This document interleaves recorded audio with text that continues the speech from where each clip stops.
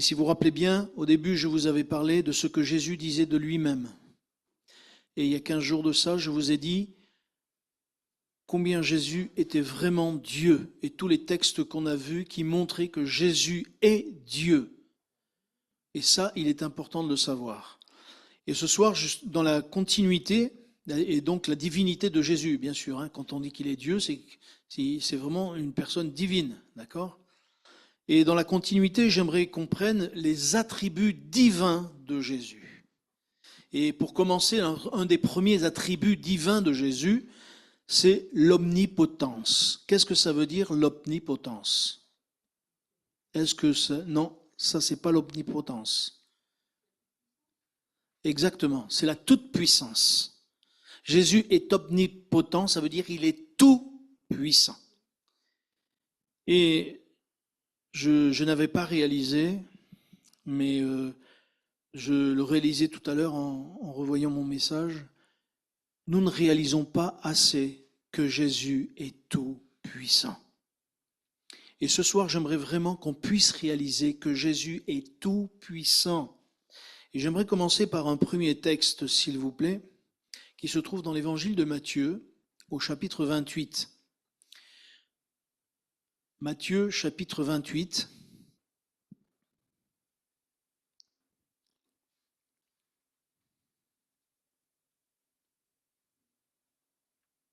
Au verset 16.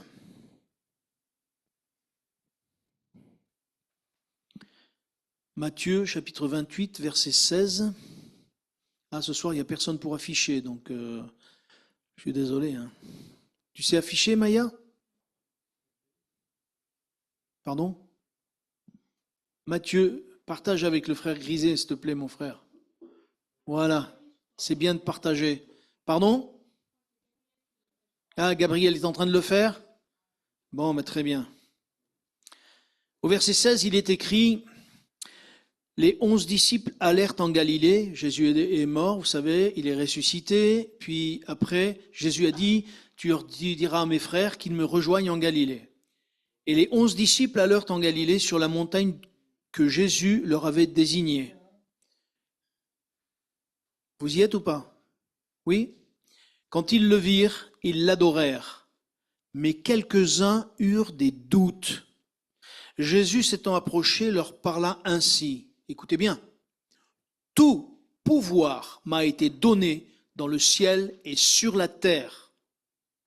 Allez, faites de toutes les nations des disciples, les baptisant au nom du Père, du Fils et du Saint-Esprit, et enseignez-leur à observer tout ce que je vous ai prescrit. Et voici, je suis avec vous tous les jours jusqu'à la fin du monde. Mais le texte, les paroles, moi, que je veux que nous gardions dans notre cœur ce soir, c'est Jésus qui dit... Tout pouvoir m'a été donné dans le ciel et sur la terre. Est-ce que nous réalisons ce que ça veut dire? Ce Jésus qui a tout pouvoir dans le ciel et sur la terre, il est au milieu de nous ce soir par son esprit. Et parce qu'il est au milieu de nous par son esprit, nous pouvons nous attendre à tout, parce qu'il a tout pouvoir. Et parce qu'il a tout pouvoir, et on va le voir tout au long de ces textes qu'on va lire ensemble, on se rend compte que les gens ont eu des doutes quand ils l'ont vu quand même. Et nous qui sommes là, est-ce que nous avons des doutes par rapport à la toute-puissance de Jésus? La Bible nous montre, et on va le voir, que Jésus est omnipotent, c'est-à-dire tout puissant. Et je crois que ce qui nous arrive souvent, c'est que nous ne réalisons pas que Jésus est tout puissant. Et quand on s'approche de lui pour qu'il nous bénisse, quand on s'approche de lui pour que vraiment, au travers de l'imposition des mains, comme lui il a dit, vous imposerez les mains aux malades et les malades seront guéris. Donc cette puissance, il a donné aux disciples. Et est-ce que nous croyons que véritablement Dieu va toucher notre cœur, toucher notre vie, parce qu'il est le tout-puissant? Est-ce que nous le croyons, ça? Parce que c'est ça le problème souvent. On s'approche, mais Seigneur, si tu veux bien me guérir, non. Tu as promis que tu me guérissais, Seigneur, moi je veux croire que tu me guéris maintenant. Non pas dans 10 ans, mais maintenant. Et même après, si Dieu le fait demain ou après-demain, mais c'est son affaire. Mais moi je lui fais confiance et je veux lui faire confiance chaque jour de ma vie. en disant, mais ma vie, elle est entre ses mains. Il a dit, je suis avec vous tous les jours jusqu'à la fin du monde. Et ça, c'est pas rien du tout. Mais comment il peut être avec nous tous les jours jusqu'à la fin du monde? Parce qu'il est le Tout-Puissant. Il est Tout-Puissant. Tout pouvoir lui a été donné dans le ciel et sur la terre. Et je reviens à ce que je disais au travers du chant tout à l'heure, c'est que les hommes croient qu'ils gèrent le monde, mais c'est fou, c'est faux. Le diable croit, il le sait très bien qu'il ne gère pas le monde. Il fait croire à tout le monde qu'il gère le monde, mais c'est faux, parce que celui qui a tout pouvoir dans le ciel et sur la terre, c'est bien Jésus. Et parce qu'il a tout pouvoir, il peut du jour au lendemain changer les choses et nous surprendre. Laissons-nous surprendre en croyant simplement qu'il est vraiment le Tout-Puissant. La première chose que j'aimerais voir avec vous, c'est dans l'évangile de Marc, s'il vous plaît, au chapitre 5, au chapitre 2.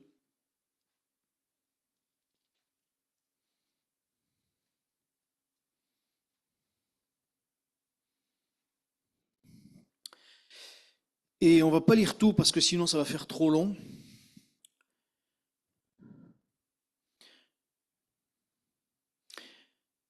Le contexte, c'est que si vous vous rappelez bien, c'est 4 hommes qui ont un ami qui est sur un lit. Et ils le descendent par le toit jusqu'au pied de Jésus. Jusqu'au pied de Jésus. Et on va prendre le moment où Jésus, il voit la foi de ces hommes.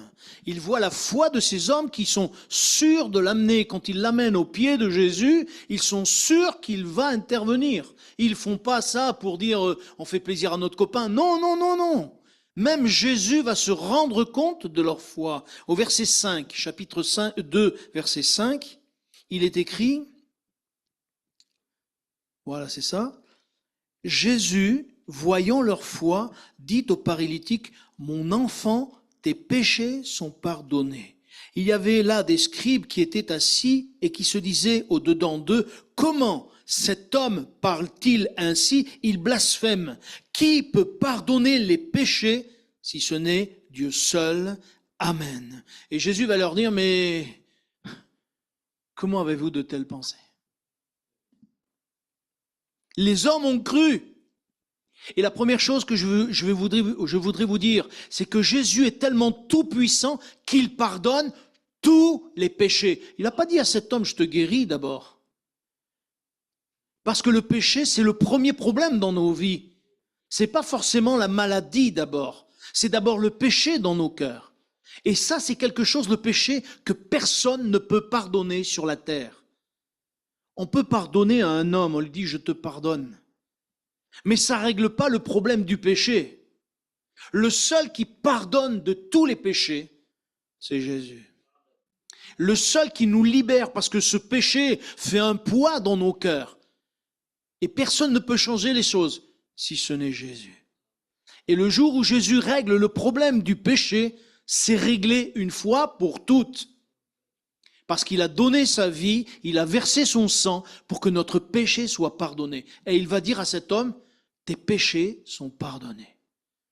Et après, Jésus va dire ça, et aussitôt comme Jésus ayant aussitôt connu dans son esprit de ce qu'il pensait au-dedans d'eux, il leur dit, pourquoi avez-vous de telles pensées dans vos cœurs? Lequel est le plus de dire au paralytique, tes péchés sont pardonnés, ou de dire, lève-toi, prends ton lit et marche? Or, afin que vous sachiez que le Fils de l'homme a sur la terre le pouvoir de pardonner les péchés. Je te l'ordonne, dit-il au paralytique, lève-toi, prends ton lit et va dans ta maison. Ah, vous ne voulez pas croire que moi je peux pardonner les péchés? Afin que vous sachiez que le Fils de l'homme a le pouvoir de pardonner les péchés. Là, il vient encore installer qu'il a le pouvoir de pardonner les péchés. On en revient à ça. Mais c'est bien qu'il a tout pouvoir. Et la première chose qu'il a fait, il a pardonné à ces hommes, à cet homme, ses péchés. Et après, il va dire, ah, vous ne le croyez pas? Ben maintenant, tu te lèves, tu prends ton lit et tu vas dans ta maison. Alors, non seulement il ne pouvait plus bouger dans son lit, mais non seulement il se lève, mais il prend son lit. Alors qu'avant, il a été quand même immobilisé je ne sais combien de temps. Parce qu'on ne nous dit pas combien de temps il a été paralysé quand même. On ne nous dit pas combien de temps il était sur son lit. Mais moi, ce qui me réjouit, c'est que Jésus dit, ah, vous voulez me provoquer? D'accord, tout pouvoir m'a été donné, maintenant tu prends ton lit, tu te lèves, tu prends ton lit. Et Jésus, il précise bien chaque étape. Tu te lèves, tu prends ton lit et tu vas dans ta maison. Et le gars, il prend son lit, il va dans sa maison. Ça, c'est Christ. Il a tout pouvoir. Et je crois que ça, mes frères et sœurs, il faut qu'on le réalise pleinement, qu'on le réalise. Évangile de Luc au chapitre 7.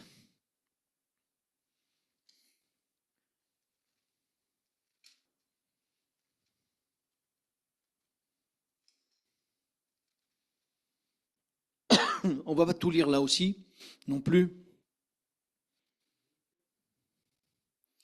Au chapitre, est-ce que j'espère que je ne me suis pas trompé. Chapitre 7, attendez. 7.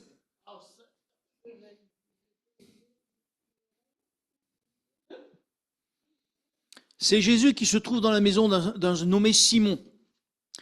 Et ce qui se passe, c'est que cet homme, Simon, il reçoit Jésus, il dit bon maître, etc. Mais d'habitude, en Israël, quand les hommes recevaient des ordres et qu'ils les recevaient chez eux, première chose qu'ils faisaient, c'est qu'ils lavaient leurs pieds, ils leur donnaient de se laver les mains. Jésus vient, rien. Il le reçoit, il le dit de se mettre à table, mais il n'y a aucune personne qui vient lui laver les pieds, etc. Mais il y a une femme qui vient, elle se met aux pieds de Jésus. Et elle commence à pleurer, et avec ses larmes, elle touche les pieds de Jésus, et elle essuie avec ses cheveux, les cheveux qui est la gloire de la femme quelque part, elle essuie les cheveux de Jésus. Et non seulement ça, mais après, elle lui met du parfum sur ses pieds. Et Jésus a cette réponse à cet homme. Simon répondit Jésus. Non, attendez, où c'est que j'en suis?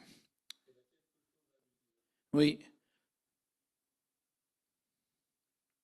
Simon répondit, verset 43, pardon. Simon répondit, celui, je pense, auquel il a le plus remis. Ah mince, c'est un peu plus haut. Jésus prit la parole et lui dit, Simon, j'ai quelque chose à te dire. Verset 40. Maître, par, répondit-il, hypocrite jusqu'au bout des ongles. Un créancier avait 2 débiteurs, l'un devait 500 deniers et l'autre 50. Comme il n'avait pas de quoi payer, il leur remit à tous les 2 la dette. Lequel l'aimera le plus? Simon répondit, celui, je pense, auquel il lui a remis, il y a le plus remis. Jésus lui dit, tu as bien jugé. Puis se tournant vers la femme, il dit, Simon, vois-tu cette femme? Je suis entré dans ta maison, tu ne m'as point donné d'eau pour me laver les pieds. Mais elle les a mouillés avec ses larmes et les a essuyés avec ses cheveux. Tu ne m'as pas donné de baiser, mais elle, depuis que je suis rentré, elle n'a point cessé d'embrasser mes pieds.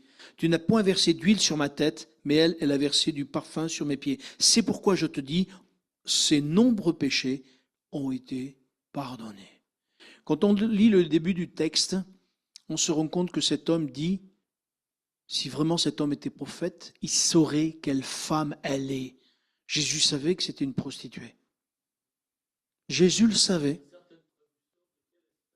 Et c'est ça, oui. De quelle espèce est cette femme, oui.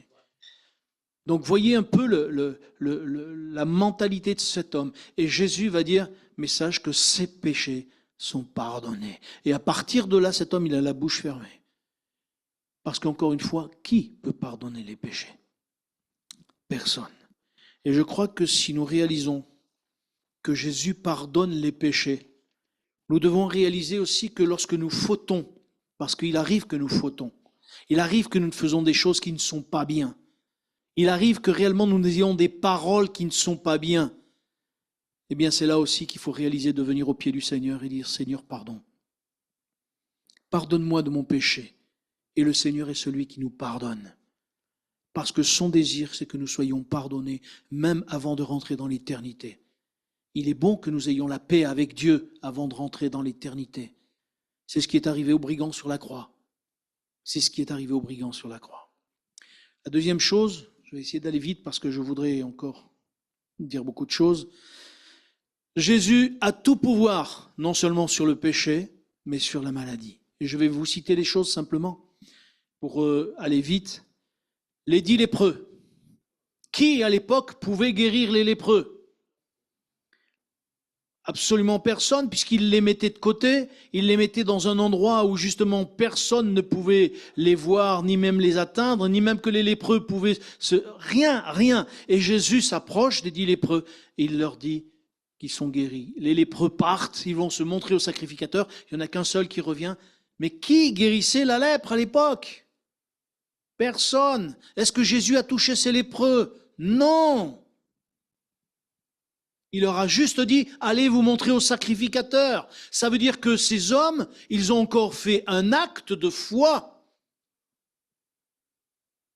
Et la puissance de Jésus s'est révélée parce qu'il a tout pouvoir, parce qu'il est tout puissant. Mais il a fallu qu'il fasse cet acte de foi. D'ailleurs, Jésus va dire à ce... Luc chapitre 17, s'il vous plaît. Je vais le lire pour vous. À ce lépreux. Verset 20, que je retrouve.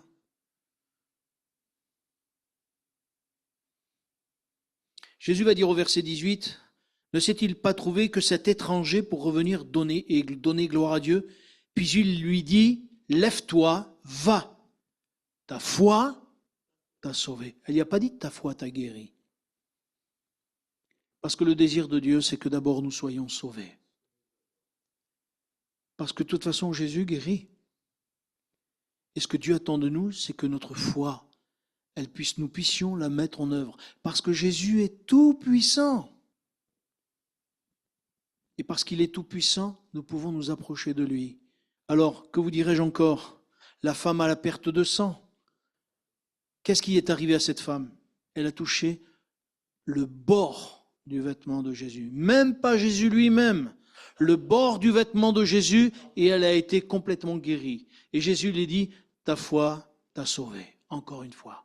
Que dire de l'aveugle de naissance? Un aveugle de naissance, c'est-à-dire il est né aveugle. Ses yeux, je ne sais pas s'il en avait dans les orbites, mais on empêche qu'il était né aveugle. Et Jésus va faire que cet homme retrouve la vue. Que dire encore du serviteur de centenier? Jésus ne se déplace même pas, le centenier dit un mot, Seigneur, et mon serviteur sera guéri. La foi encore de cet homme qui dit un mot, et Jésus dit d'accord, il est guéri, et cet homme est guéri. Ça dépend de qui, dites-moi, la guérison? Mais du Seigneur? Non, ça dépend de nous aussi. Parce que c'est pas que du Seigneur. Le Seigneur, lui, il est tout puissant pour agir. Mais c'est de la manière dont nous allons nous approcher de lui. En disant, Seigneur, je crois vraiment. Et je ne viens pas à l'imposition des mains, comme j'allais dire, comme je vais au marché en disant, bon, je vais voir ce que j'achète, je vais voir ce que... Seigneur, si tu veux bien me donner, si tu ne veux pas me donner, tant pis. Non, c'est pas comme ça qu'on vient au Seigneur. C'est vraiment de tout son cœur en disant, Seigneur, je veux m'attendre à toi. La troisième chose, Jésus a tout pouvoir sur la mort. Pouvoir sur le péché, pouvoir sur la maladie, pouvoir sur la mort. La preuve qu'il a pouvoir sur la mort déjà dans un premier temps, parce qu'il nous a promis la vie éternelle, et que ça c'est la deuxième mort. Et il a dit que ceux qui croiraient en lui ne verraient pas la deuxième mort. Parce que nous, on s'attache toujours à la première mort, qui est la mort physique. Mais celle-là, tout le monde, nous l'aurons à cause du péché. Mais la deuxième mort, c'est celle qui est importante, et celle-là, il nous sauve de la deuxième mort. Donc de cette mort-là, que si on meurt sans avoir fait la paix avec lui, sans être pardonné de nos péchés, cette deuxième mort nous est réservée pour l'éternité. Mais ce n'est pas ce que Dieu veut. Jésus a le pouvoir sur la mort, la deuxième mort. Et il a le pouvoir aussi sur la mort physique. Combien de Jésus a-t-il fait de résurrection? Est-ce que vous vous rappelez? Beaucoup. Non, pas trop, beaucoup. 3. La première, la veuve qui va enterrer son fils, son seul fils. Il y a un cercueil de joie, un cercueil de mort qui passe, et il y a une foule de joie qui croise en même temps le cercueil. Et Jésus arrête le cercueil. Il parle à la mère et il dit, jeune homme, lève-toi. Et que fait le jeune homme? Il se lève. Il se lève. Est-ce que nous réfléchissons un petit peu à ce que ça veut dire? Jésus arrête le cercueil et il dit, jeune homme, lève-toi, et le jeune homme se lève. Pourquoi? Qu'est-ce qui se passe? La fille de Jairus, vous vous rappelez de la fille de Jairus? Qu'est-ce qu'il dit Jésus à la fille de Jairus? Non, il ne dit pas ça à la fille de Jairus. Et après il dit, enfant, lève-toi. Et l'enfant, elle se lève. Le troisième, Lazare. Qu'est-ce qu'il fait le Seigneur? Il dit, roulez la pierre. Et il dit, Lazare, sors. Et Lazare, il sort. Mais comment ça se fait? Vous allez me dire, oui, mais Élie aussi a fait des miracles. Il a ressuscité quelqu'un, Élie. Et Élisée aussi. Mais quelle est la différence entre la résurrection de Jésus et la résurrection que Élie et Élisée ont fait? Quelle est la différence? Non? Oui, mais non, ça n'a rien à voir. La différence, c'est que Élie et Élisée, eux, ont demandé à Dieu de ressusciter et Dieu a ressuscité. Jésus n'a pas demandé à Dieu.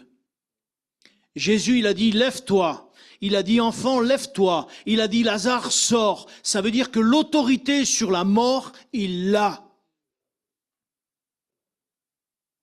Il est tout puissant. C'est la parole de Jésus qui libère.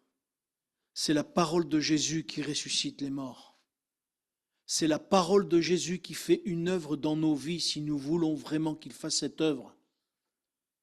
Et c'est non pas seulement nos prières, mais c'est lorsque nous recevrons une parole de Jésus dans nos cœurs clairs, précises, que nous pourrons avec assurance dire « Je sais en qui j'ai cru. Je sais que mon Rédempteur est vivant. » Et je crois que ça, mes frères et sœurs, nous devons réaliser que c'est la parole de Jésus qui a ressuscité cela. Il est écrit ceci, et j'aimerais le lire avec vous, s'il vous plaît, dans l'évangile de Jean, au chapitre 5.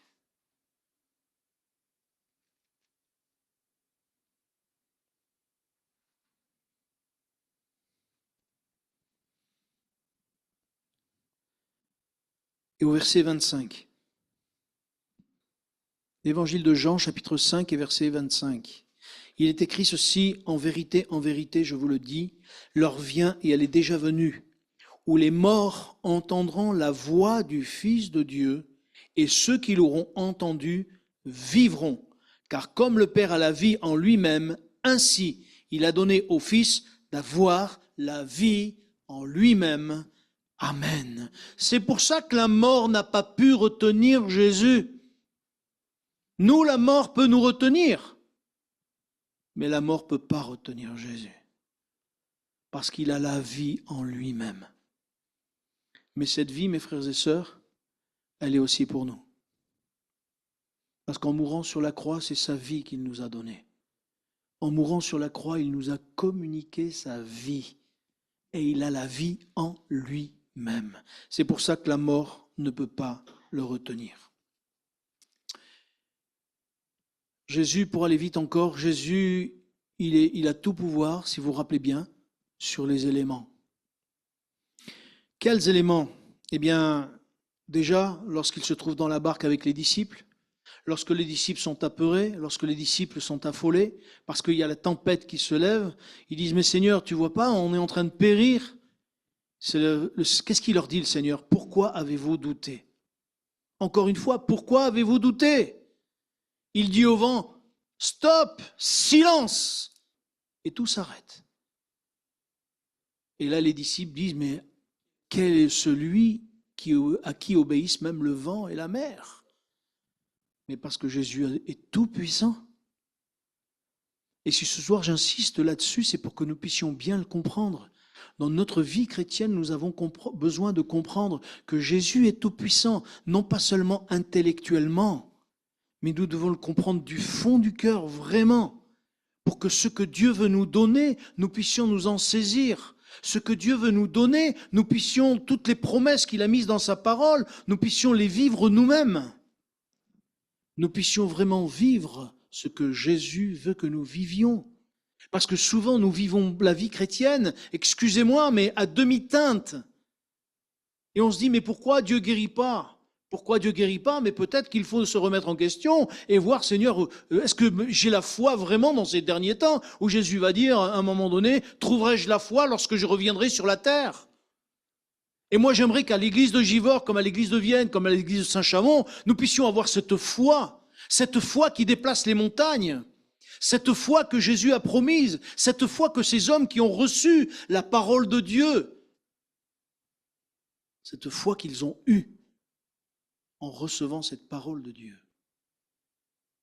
Et je crois que si vraiment nous nous attachons à dire, Seigneur, augmente ma foi, peut-être que c'est ma foi, elle est petite et j'ai besoin que tu augmentes ma foi, Seigneur.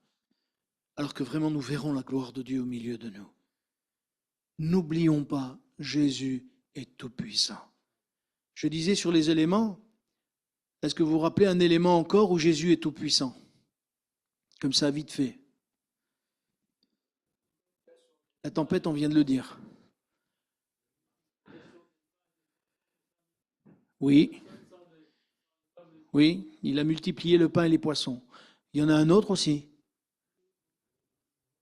L'eau. Marche sur l'eau. Oui. Il marche sur l'eau, exact. Il change l'eau en vin. Il n'est pas tout puissant. Il n'est pas tout puissant. Il marche sur l'eau, il change l'eau en vin, il multiplie les pains et les poissons. Les disciples, ils n'ont rien pêché toute la nuit. Il dit jetez le filet à droite, hop, il ramasse les poissons, on n'a plus savoir qu'en faire. Il est tout puissant. Il est puissant encore sur les démons. Et là, je vais aller vite. Il est puissant sur les démons quand il va à Gadara. Cet homme qui est possédé d'une légion de démons. Et qu'est-ce qui se passe? Ils sont tous aux pieds de Jésus. Ils disent, on sait, laisse-nous au moins aller vers les pourceaux. Et Jésus les renvoie tous vers les pourceaux. Même les démons, ils sont soumis. Quand on dit que Jésus est tout-puissant, il est vraiment tout-puissant. Et ça, je crois que nous ne devons pas l'oublier. Lorsqu'à un moment donné, il y a un homme qui est possédé dans une synagogue, vous vous rendez compte? Un homme possédé dans une synagogue. Et cet homme possédé dans la synagogue, le démon se met à genoux. Vous vous rappelez de ce passage ou pas? Non? On va le lire, s'il vous plaît. Luc chapitre 4.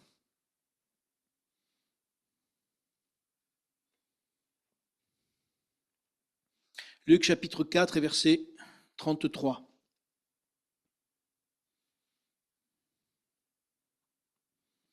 Il est écrit ceci. Il se trouva dans la synagogue un homme qui avait un esprit de démon impur et qui s'écria d'une voix forte. Ah, qu'y a-t-il entre nous et toi, Jésus de Nazareth? Tu es venu pour nous perdre. Je sais qui tu es, le Saint de Dieu. Jésus le menaça, disant, tais-toi et sors de cet homme. Et le démon le jeta au milieu de l'assemblée et sortit de lui sans lui faire aucun mal. Amen. Encore une fois, c'est la parole de Jésus qui fait que les démons ne peuvent pas tenir. Et il y a d'autres passages comme cela, où on se rend compte que Jésus, par sa parole, il chasse les démons. Alors excusez-moi, mais quand les gens ils imposent les mains aux démons, aux gens qui sont possédés, ils prennent un gros risque. Jésus n'a jamais imposé les mains à ceux qui étaient possédés. Nous, les hommes, on se permet d'imposer les mains à des gens qui sont possédés. Pas Jésus. C'est par sa parole qu'il chasse les démons. Et mes frères et sœurs, ça c'est une chose qu'il nous faut retenir. Nous n'avons pas à imposer les mains aux gens qui sont possédés. Parce que nous prenons un risque. Et je ne rentrerai pas dans les détails. D'accord ? Je terminerai pour commencer par Hébreux, s'il vous plaît, au chapitre 1er.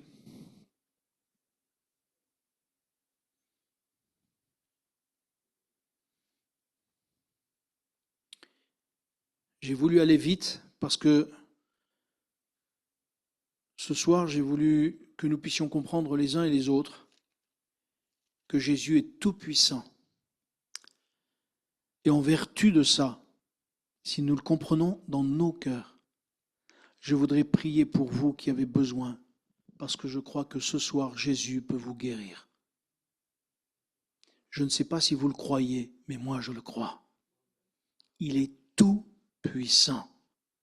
Et toutes ces choses que j'ai détaillées de sa puissance de Jésus, c'est pour exprès que nous puissions dans nos cœurs réaliser que ce soir, celui qui est tout-puissant, il est au milieu de nous et que son désir est toujours le même de vouloir bénir, de vouloir guérir, de pouvoir intervenir, de nous relever, de nous redonner la force. Mais lorsque nous sommes venus ici et que nous avons cru que Jésus peut nous guérir et agir, ce que je vous demanderai, c'est que vous ne puissiez pas repartir à la maison en disant « Oui, mais est-ce que Dieu m'a vraiment guéri ?» Parce que si vous repartez avec cette pensée, autant ne pas venir. Cette femme qui a voulu toucher le bord du vêtement de Jésus, elle était persuadée, elle était sûre que Jésus allait la guérir. Tous ceux qui se sont approchés, s'ils se sont approchés avec foi, et Jésus leur a dit « Ta foi t'a sauvé ». Alors que ce soir, nous puissions avoir la même foi que cela. Il est écrit dans Hébreux chapitre 1er, il est écrit ceci au verset 3, « Le Fils est le reflet de sa gloire. » Le reflet de la gloire de qui? De Dieu le Père. Il est le reflet de sa gloire et l'empreinte de sa personne. Et il soutient toutes choses par sa parole puissante. Il a fait la purification des péchés et s'est assis à la droite de la majesté divine dans les lieux célestes. Amen. Que nous puissions réaliser vraiment ce soir que Jésus est au milieu de nous, qu'il veut poser sa main lui-même. Non pas parce que c'est ma main, non, c'est celle de Jésus.